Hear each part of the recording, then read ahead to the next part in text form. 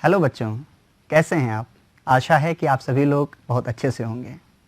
जैसा कि बच्चों आज हम आपके बीच ऑनलाइन माध्यम से जुड़ रहे हैं और मैं आपके बीच आयुष्मान एक विज्ञान विषय से संबंधित टॉपिक लाया हूं, जो कक्षा 10 का प्रथम पाठ है, रासायनिक अभिक्रियाएं और समीकरण।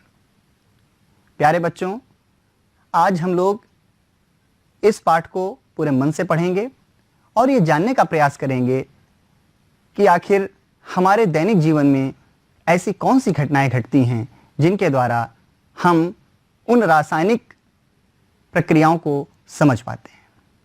तो आइए बच्चों, आज हमें क्या क्या पढ़ना है, उसकी क्या रूपरेखा है, पहले तो मैं आपको उससे परिचित कराऊंगा और उसके बाद मैं आपको ले चलूंगा उस विज्ञान की दुनिया की ओर जहां आपको बहुत आनंद आने वाला है।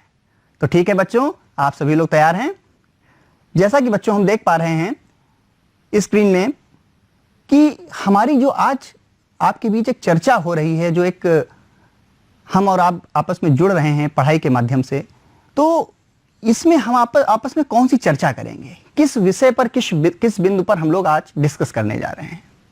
जैसा कि बच्चों आप स्क्रीन पे देख रहे होंगे कि हम दैनिक जीवन में होने वाली रासायनिक अभिक्रियाओं के बारे में चर्चा करेंगे। अब ये दैनिक जीवन में कैसी अभिक्रियाएं हो रही हैं? क्या हमारे आसपास रोज ये अभिक्रियाएं हो रही हैं?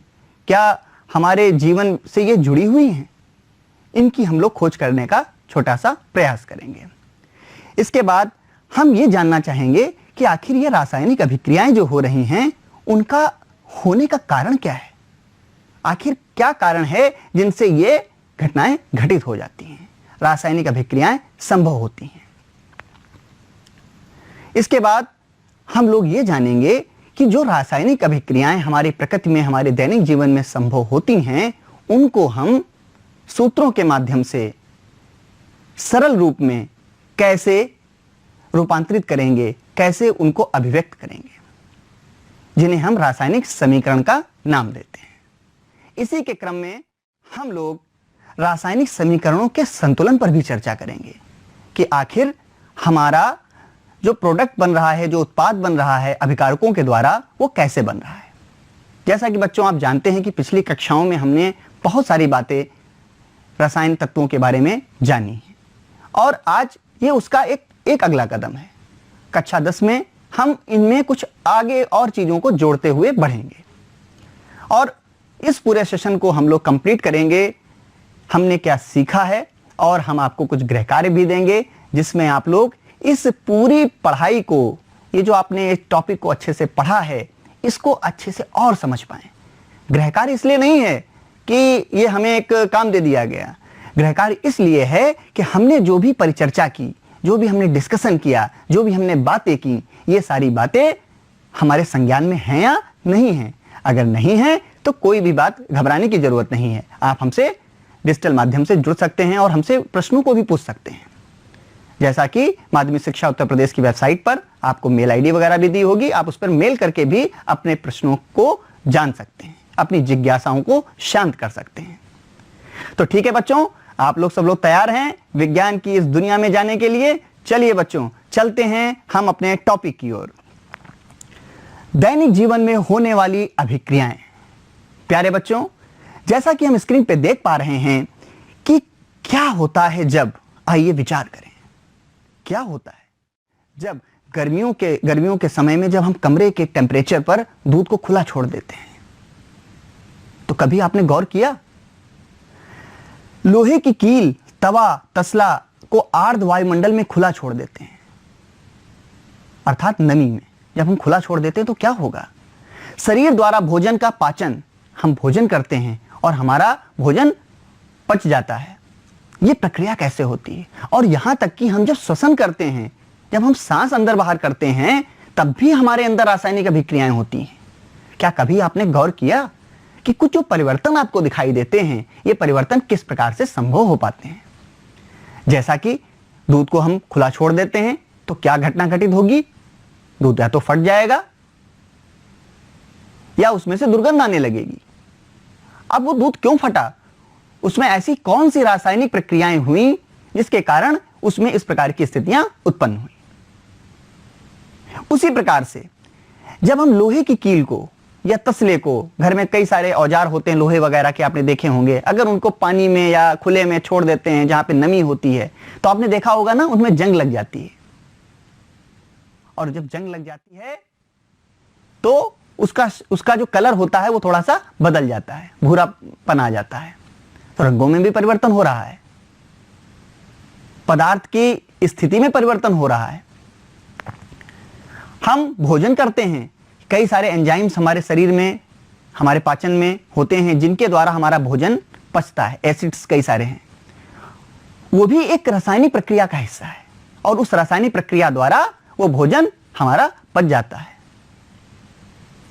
यहां तक कि सूर्य के प्रकाश को भी हम ग्रहण करते हैं, पौधों द्वारा श्वसन की प्रक्रिया जो होती है वो भी रासायनिक प्रक्रियाओं के अंतर्गत आती है।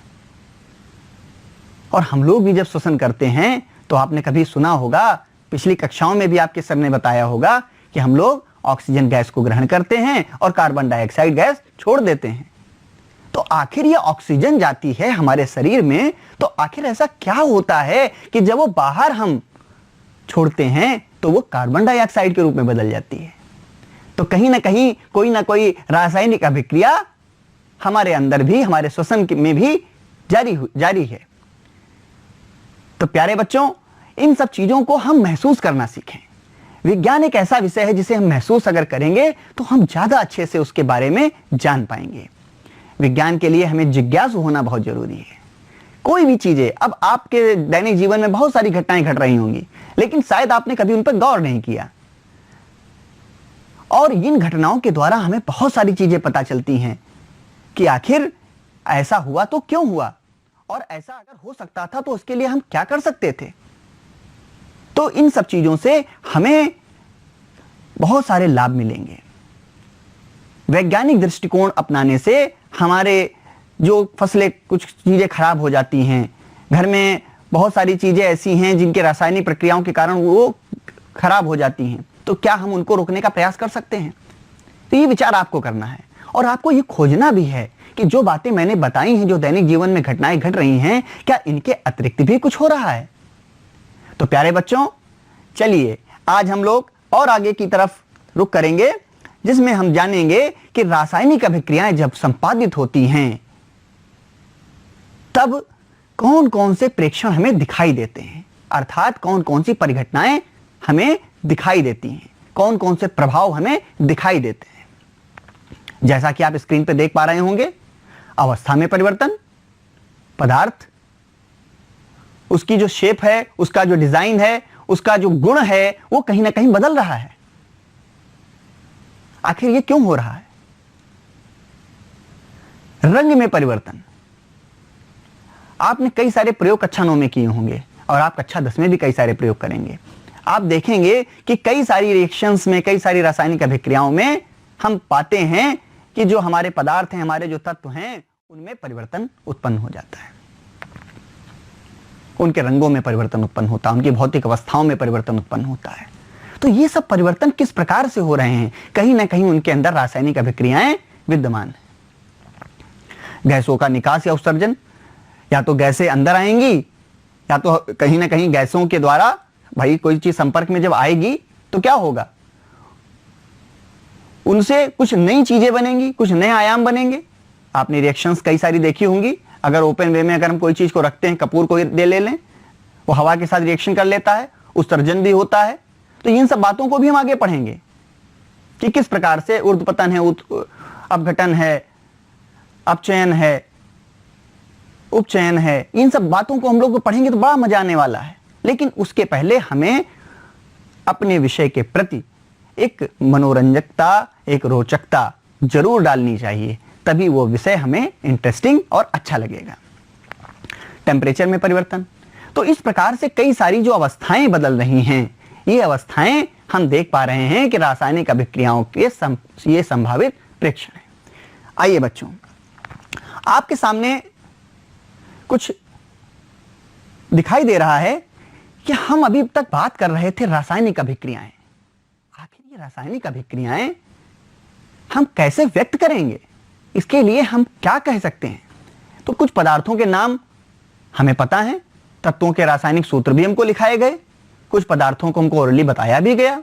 तो क्या आप बता सकते हैं कि जो स्क्रीन पर आपको दिखाई दे रहा है एक मैग्नीशियम लिखा हुआ है, तो अगर हम एक रासायनिक समीकरण को ले लें या ये कहें कि कोई एक परिघटना घटी जिसमें मैग्नीशियम और ऑक्सीजन का संयोग हुआ और उससे मैग्नीशियम ऑक्साइड बना, तो ये तो सरल एक शब्दावली हो गई कि दो चीजें हमने ली और उससे तीसरी चीज बन गई।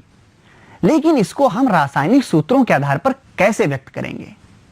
तो जैसा कि बच्चों आप देख पा रहे हैं हमारी स्क्रीन पे आपको कुछ दिखाई दे रहा है।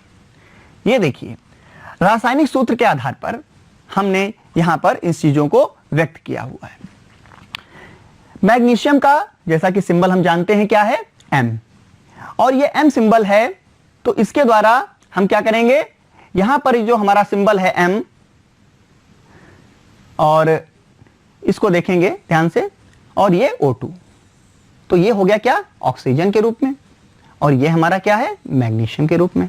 ठीक है, अब इन दोनों का संयोग हुआ और उससे हमें प्रोडक्ट मिला MgO। ठीक, मैग्नीशियम ऑक्साइड मिल गया हमको। ठीक है, ये चीज हमको मिल गई यहां पे। अब आपके सामने ये समीकरण आ गई। अब इस समीकरण को देखकर आपको क्या लग रहा है कि इस समीकरण को अगर हम ध्यान से देखें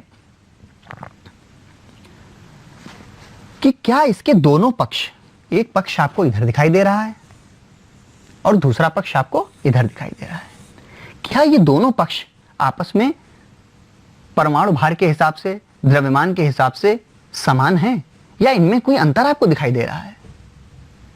चलो इसकी हम लोग गणना करेंगे और इसके आगे वाली स्लाइड में हम इसकी खोज करेंगे कि रासायनिक समीकरणों का संतुलन कैसे किया जाएगा। तो यहां पर अभी यह मामला कुछ असंतुलित लग रहा है।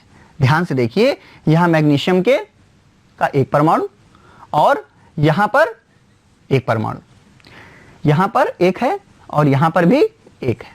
ठीक है, ऑक्सीजन को अगर हम देखें तो यहां पर ऑक्सीजन के कितने हैं, 2, जबकि यहां पर क्या है, 1 है।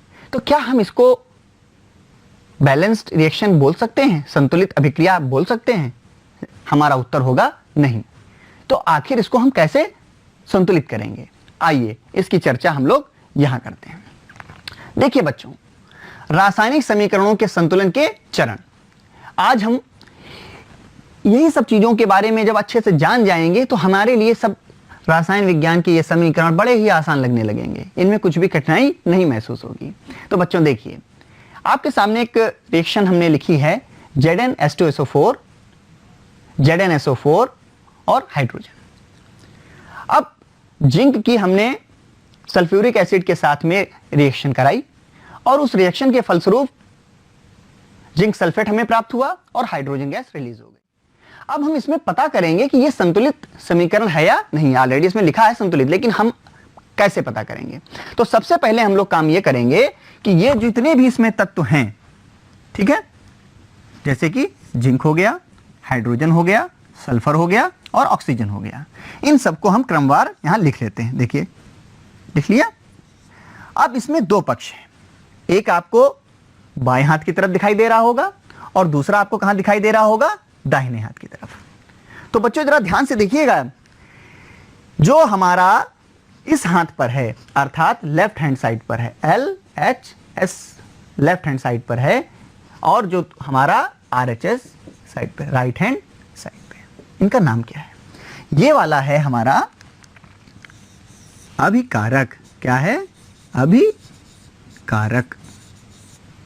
ठीक है, और इसके द्वारा जो हमें प्रोडक्ट प्राप्त हुआ, फाइनल जो हमें चीज प्राप्त हुई, ये है हमारा उत्पाद। ये हमारा है उत्पाद। अब एक तरफ हमने क्या किया, अभिकारकों के परमाणुओं की संख्या को लिख लिया, अर्थात यहां पर किस तत्व के कितने परमाणु हैं, और यहां पर हमने क्या किया, उत्पाद में जितने भी परमाणु हैं उनकी संख्या को वहां पे लिख लिया। अब हम दोनों का आपस में क्या करेंगे, कंपेयर करेंगे, तुलना करेंगे। तो हम जैसा कि देख पा रहे हैं कि यहां पर जो तत्व Zn को ले लें तो Zn में इनके अभिकारकों में परमाणुओं की संख्या कितनी आपको दिखाई दे रही है?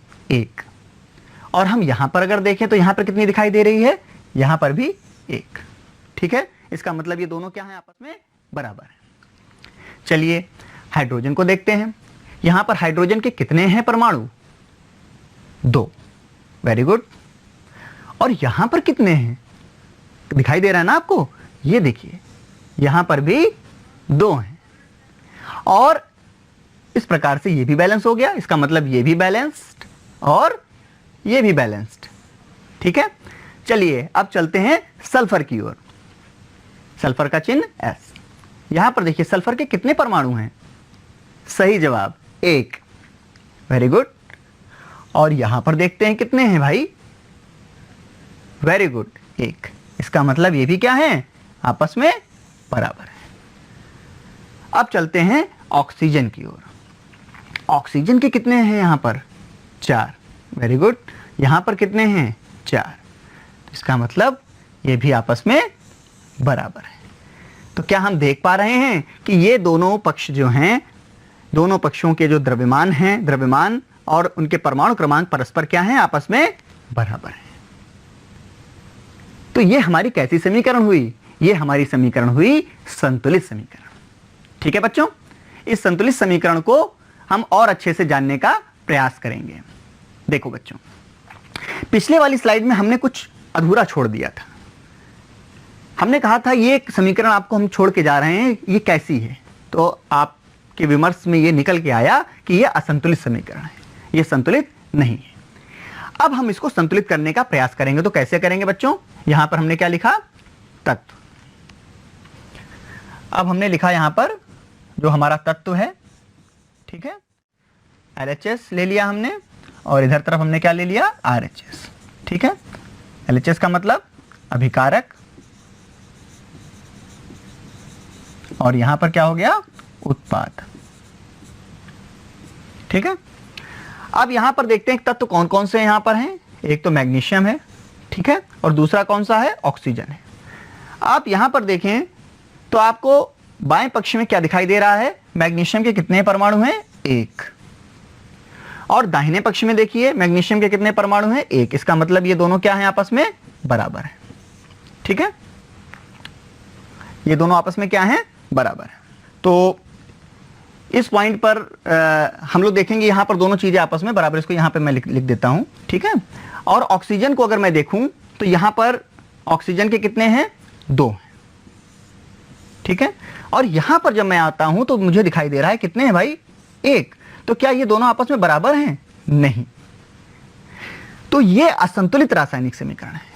बच्चों कक्षा 9 में हमने पढ़ा था कि कोई भी जब रासायनिक समीकरण या कोई रासायनिक उत्पाद जब बनता है तो अभिकारक और उत्पाद के द्रव्यमान सदैव बराबर रहते हैं, तो तभी वो संतुलित समीकरण होगी, अर्थात वो प्रॉपर रिएक्शन मानी जाएगी।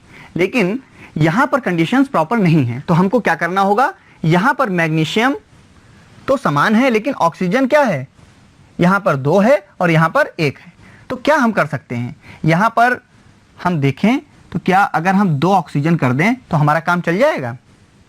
लेकिन अगर हम 2 ऑक्सीजन करते हैं तो यहां पर मैग्नीशियम कितने हो जाते हैं? यहां पर तो 1 ही रह जाता है, और यहां पर मैग्नीशियम कितना है? 2 हो जाता है। तो इसका मतलब है कि यहां पर भी हमको कितने मैग्नीशियम करने पड़ेंगे? 2। तो हमारी जो रिएक्शन क्या हो जाएगी? 2Mg plus O2 arrow 2MgO। अब ध्यान से देखिए, मैग्नीशियम के कितने हो गए परमाणु? 2। ऑक्सीजन के कितने हो गए? 2। यहां पर देखिए मैग्नीशियम के कितने हो गए? 2। और ऑक्सीजन के भी कितने हो गए? 2। इसका मतलब ये हमारी संतुलित रासायनिक समीकरण है। ठीक है, संतुलित रासायनिक समीकरण। अभी हम कई सारे इसमें प्रयोग करेंगे और कई सारे आपको प्रश्न देंगे, तो आपको बड़ा आनंद आने वाला है। तो बच्चों इसी क्रम में हम थोड़ा और आगे बढ़ते हैं, अपनी स्लाइड को आगे बढ़ाते हैं और उसी के क्रम में हम चीज़ों को समझने का प्रयास करेंगे। जैसा कि बच्चों अभी हमने इसके पहले एक बैलेंस समीकरण को देखा था, अब हम लोग देखने जा रहे हैं एक अनबैलेंस समीकरण को, और उस पर हम लोग कुछ काम करेंगे। स्क्रीन पे आपको दिखाई दे रहा होगा एक असंतुलित रासायनिक समीकरण है जिसको हमको क्या करना है, संतुलित करना है। तो इसको कैसे करेंगे, क्या हमको दिखाई दे रहा है? तो उसके लिए मैंने अभी आपको कुछ बताया है, अगर बताया है तो आप ध्यान से देखिएगा, और उसी प्रक्रिया के अनुपात में हमको धीरे धीरे आगे बढ़ना होगा और हमारी वो बैलेंस समीकरण हो जाएगी। कैसे होगी बैलेंस? आपके सामने एक आयरन और पानी, इन दोनों की रिएक्शन कराई जा रही है। Fe3O4 बन रहा है और हाइड्रोजन गैस निकल रही है, ठीक है। अब ये जो प्रक्रिया हो रही है, क्या इसमें आप ये देख पा रहे हैं कि यहां पर जो परमाणु हैं बराबर हैं? प्रथम दृष्टया तो बिल्कुल नहीं है। अरे यहां पर देखते हैं हाइड्रोजन 2 है, हाँ ठीक, हाइड्रोजन तो 2 दिखाई दे रहा है, लेकिन ऑक्सीजन तो यहां पर एक ही है, और यहां पर कितने हैं? 4 हैं। तो इसका मतलब है ये पूरी तरीके से अनबैलेंस्ड है, अर्थात ये असंतुलित है। तो इसको कैसे संतुलित करेंगे? इसके कुछ नियम हैं, अगर हम उनको फॉलो करेंगे, उनका अगर हम अनुसरण करेंगे, तो हम बड़े आसानी के साथ में समीकरणों का संतुलन सीख सकते हैं। तो बच्चों देखें चरण 1 को। सबसे पहला काम कि जो समीकरण आपको दिखाई दे रही है उसके तत्वों और उनके परमाणु के जो स्वरूप हैं, कितने परमाणु हैं, परमाणु संख्याएं कितनी हैं, ठीक है, उसी के क्रम में उनको हम पहले लिखने का प्रयास करेंगे। जैसा कि आप देख पा रहे होंगे, हमने यहां पर क्या लिखा? तत्व, ठीक है। ये हमारा कौन सा हो गया? अभिकारक। क्या है ये? अभिकारक। और ये क्या है? हमारा उत्पाद, ठीक है। अब हमने क्या किया, यहां पर हमने इसको लेफ्ट हैंड साइड लिया, इसको हमने राइट हैंड साइड लिया। अब इसमें कौन कौन सी चीजें हैं? एक तो Fe है, दूसरा H है, और क्या है? O है, ठीक, दिखाई दे रहा होगा आपको। अब लेफ्ट हैंड साइड में अगर देखते हैं तो Fe का कितना है परमाणु? 1 है, ठीक। हाइड्रोजन भी यहां पर 2 है, ऑक्सीजन कितना है? 1, ठीक है। RHS में देखते हैं Fe कितना है? 3 है, ऑक्सीजन हाइड्रोजन कितना है? 2 है, और ऑक्सीजन कितना है? 4। तो यहां पर चीजें आप देख रहे होंगे कि यहां पर तो 1 है, तो इसका मतलब ये आपस में बराबर नहीं है, ये दोनों आपस में बराबर हैं, जबकि ये भी आपस में बराबर नहीं। तो जब भी हम किसी रासायनिक समीकरण को संतुलित करते हैं तो उसमें कुछ चीजों का ध्यान रखते हैं, जैसे कि सबसे पहले हम ये देखेंगे कि सबसे ज्यादा परमाणुओं की संख्या किस तत्व के पास में है। सबसे ज्यादा परमाणुओं की संख्या किस तत्व के पास में है? तो हम यहां पर अगर देखें तो सबसे ज्यादा हमको किसमें दिखाई दे रही है? ऑक्सीजन में दिखाई दे रही है। अब ध्यान से देखते रहिएगा, चीजें बहुत आसानी से समझने वाले हैं आप। सुविधा के लिए हमें सर्वप्रथम अधिक परमाणु वाले तत्वों को समीकरण संतुलन के लिए चुनना होता है। अब सबसे ज्यादा परमाणुओं की संख्या किसमें है? यहां पर ऑक्सीजन में है। तो हमने क्या किया कि पहले तो हम ऑक्सीजन को संतुलित करेंगे, ठीक। तो हमारी रिएक्शन क्या थी यहां पर? Fe plus H2O, Fe3O4 plus H2, यही तो हमको दी गई है संतुलित समीकरण। अब हम सबसे पहले क्या करेंगे कि जो हमारा सबसे ज्यादा, हमारा वो तत्व जिसमें परमाणुओं की संख्या सबसे ज्यादा है उसको हमने चुना, और चुनने के बाद हमने क्या किया? उसको बैलेंस किया। तो यहां तो 4 है और यहां पर कितना है? 1 है। तो क्या यहां पे हम 4 से गुणा कर सकते हैं? ठीक है, कर लिया। अब आप बताइए कि अगर अब हम देखें तत्व, ठीक, Fe की अगर हम बात करें, हाइड्रोजन की बात करें और ऑक्सीजन की बात करें, तो इनमें क्या अंतर आया? LHS में और RHS में। क्या अभी भी ये बैलेंस्ड हैं? अब तो और भी कुछ चीजें बदल गई। यहां पर हाइड्रोजन कितने हो गए? 8 हो गए, जबकि यहां पर कितने हैं? 2 हैं। फिर से देखते हैं, Fe कितना है? यहां पर 1 है, यहां पर कितना है? 3। यहां पर हाइड्रोजन कितने हो गए? अब 8, जबकि यहां पर कितने हैं? 2। यहां पर ऑक्सीजन कितना है? 4 हो गया, और यहां पर भी ऑक्सीजन कितना है? 4। इसका मतलब हमने इसको तो बैलेंस किया, लेकिन हमारा हाइड्रोजन अभी अनबैलेंस्ड है। अब हम क्या करेंगे, फिर इसी नियम को अपनाएंगे। क्या? चरण 2 की भांति परमाणुओं को संतुलित करेंगे। अब ये देखेंगे कि सबसे ज्यादा वह कौन सा तत्व है जिसमें सबसे ज्यादा परमाणु है। तो आप देख रहे होंगे हाइड्रोजन में सबसे ज्यादा है। तो अब हम क्या किसको बैलेंस करेंगे? हाइड्रोजन को। फिर से लिखते हैं अपनी समीकरण को, Fe plus 4H2O Fe3O4 plus H2। तो अब क्या आप देख रहे हैं कि यहां पर कितने हैं हाइड्रोजन? 8 हैं। तो यहां पर कितने होने चाहिए कि 8 हो जाएं? 4। 4 दूना 8। अब आप देख पा रहे हैं कि समीकरण पूरी तरीके से इतनी एरियाज की पूरी कवर हो गई, एकदम सही हो गई। लेकिन अभी Fe यहां पर 3 है और यहां पर कितना है? 1। तो क्या यहां पर अगर हम 3 लिख दें तो ये हमारी बैलेंस समीकरण निकल के आ रही है? ध्यान से देखिए बच्चों। तो हमारी जो बैलेंस समीकरण निकल के आई वो ये निकल के आई। और इसको हम फिर से आपके सामने स्पष्ट रूप से अभी लिख देते हैं। देखिए बच्चों, हमने 3Fe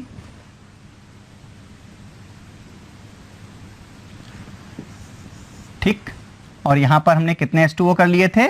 4H2O, और यहां पर Fe3O4 पहले से ही था और यहां पर 4H2। तो अब हमने देखा, अब इनको अगर हम देखें ध्यान से तो हमारे सामने जो तत्व है, ठीक है, हमारे सामने जो चीजें दिखाई दे रही हैं वो है LHS और RHS। और LHS और RHS को हमने यहां पर पूरी तरीके से बैलेंस कर लिया है। जल्दी से देखते हैं, ये Fe है, ये हाइड्रोजन है, ये ऑक्सीजन है। Fe कितना है यहां पर? 3। यहां पर भी कितना है? 3। Very good. हाइड्रोजन यहां पर कितना है? 8। यहां पर भी कितना है? 8। ऑक्सीजन यहां पर कितना है? 4। और यहां पर भी कितना है? 4। तो इस प्रकार से हमने ये समीकरण को बैलेंस कर लिया। बच्चों, इस पाठ में हमने क्या क्या सीखा उस पर हम लोग चर्चा करेंगे और आपको कुछ हम होमवर्क देंगे और उसके बाद अपने सेशन को कंप्लीट करेंगे। हमने सीखा एक पूर्ण रासायनिक समीकरण अभिकारक, उत्पाद एवं प्रतीकात्मक रूप से उन भौतिक अवस्था को प्रदर्शित करती है कि अगर हम उनकी प्रतीकात्मक रूपों में अगर देखें तो हमने प्रतीकात्मक रूप में अपनी समीकरणों को इससे पहले देखा हुआ है, जैसा कि आपने पिछले वाले अंक में देखा। दूसरा, रासायनिक समीकरण को संतुलित किया जाता है जिससे समीकरण में अभिकारक तथा उत्पाद दोनों ही रासायनिक अभिक्रिया में भाग लेने वाले प्रत्येक परमाणुओं की संख्या समान हो। तो मुझे लगता है कि आपने आज जो संतुलित करना सीखा है इसके हम कुछ प्रयोग भी करेंगे, और प्रयोग वो किस रूप में करेंगे ये हम आपको देने जा रहे हैं होमवर्क, जैसा कि हमने आपसे पहले ही चर्चा की थी। और ये आप अपने स्क्रीन पर जो आपको दिखाई दे रहा है गृह कार्य, इसको आप मोबाइल से अपने खींच सकते हैं फोटो इसकी, और इसको करने का प्रयास करिएगा। अगर आपके मन में कोई भी किसी प्रकार की शंका है तो उसका समाधान हम सब लोग करेंगे। आपको मेल आईडी प्रोवाइड है और आप उस मेल आईडी पर अपनी बात को रख भी सकते हैं। तो प्यारे बच्चों, मैं महसूस कर सकता हूं कि आप लोगों को अच्छा लगा होगा, जैसा कि आपका उत्साह दिखाई दे रहा है ऑनलाइन क्लासेस की तरफ। बहुत ही मन से आप लोग पूरे साथ में लगे हुए हैं पढ़ने के लिए, और हम लोग भी पढ़ाने के लिए आपके साथ लगे हुए हैं। तो प्यारे बच्चों, बहुत बहुत शुभकामनाएं आपको। फिर मिलेंगे एक नए अंक में एक नए विषय के साथ। तब तक के लिए आप सभी को मेरा धन्यवाद। नमस्कार।